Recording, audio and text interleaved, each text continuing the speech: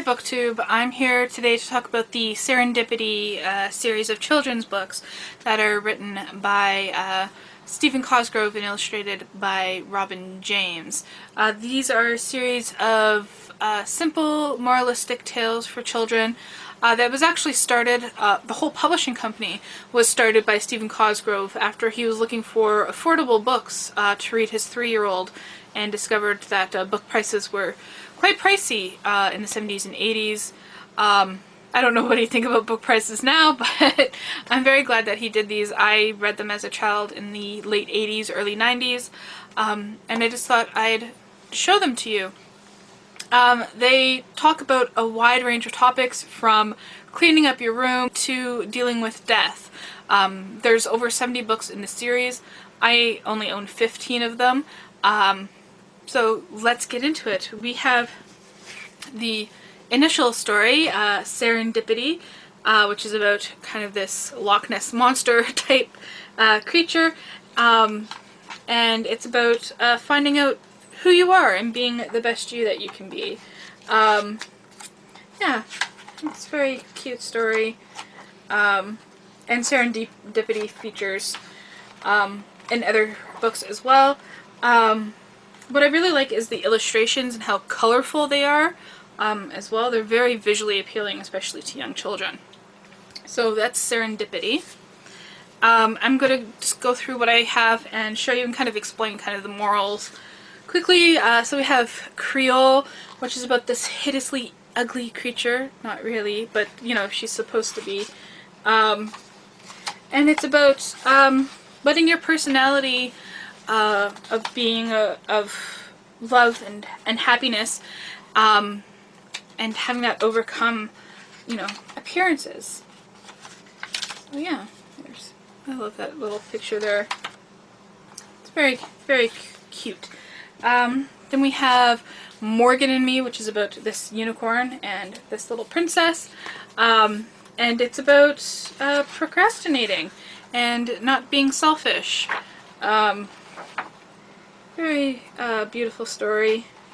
Again, wonderful illustrations. We have Trapper, which is about a seal, and it's I like at the end how he clearly states, I love this creature here, how he clearly states the moral.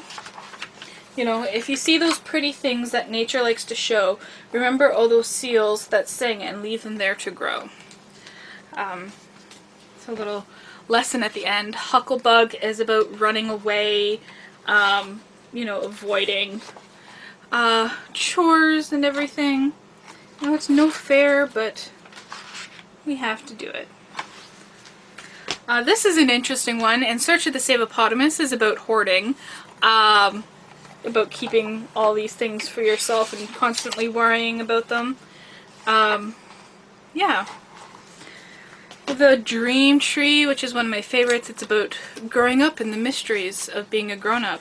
Yeah. Bangali, this one is about being clean personally and having your space be clean.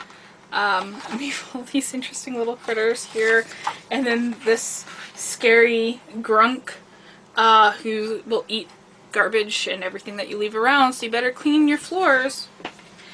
Grandpallup, and this is about respecting your elders. And in this one it's really interesting because it's not the children who don't respect the elders, it's the adults who don't respect the elders. I love these beautiful pictures. So it's not very much like children are wrong, adults are right. It's very much for everyone.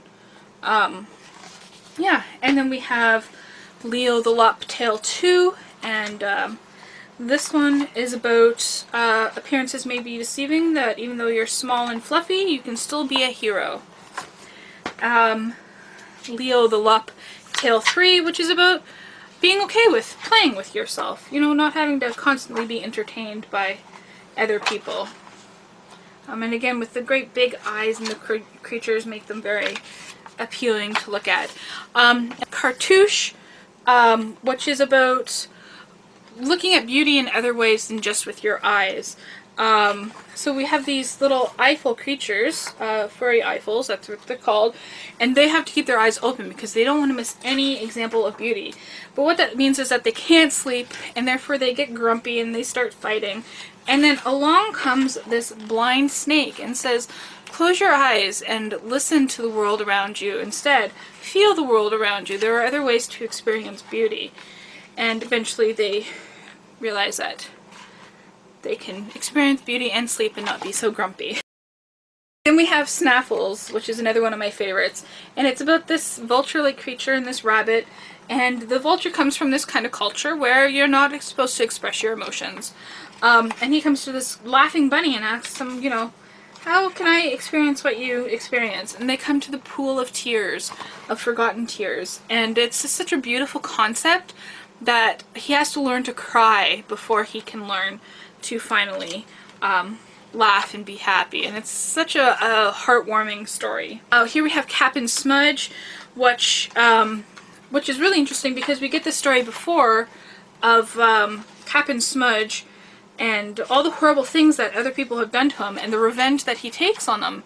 And then they only see it as, you know, he's doing horrible things and not, we have caused him to do these horrible things. And then we see Serendipity comes back again. And she, you know, discovers the truth about things and they all apologize and rectify everything. So it's really interesting.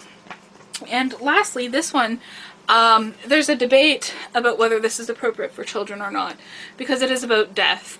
And it's about a young child who, a young horse who gets, who falls down a cliff, and there's no possible way for his mother and his family to come and save him. So he just has to lie there, and die, until, he gets given the option to never see his family again, not go back, but become a unicorn instead. So he decides to become a unicorn. And it's a very interesting look at death. So yeah, these are the Serendipity series. Wonderful stories, I think, that all children should read. And still quite relevant to these days, very colorful and interesting, and I don't think I can hold anymore. So that's it. That's the Serendipity series by Stephen Cosgrove and Robin James.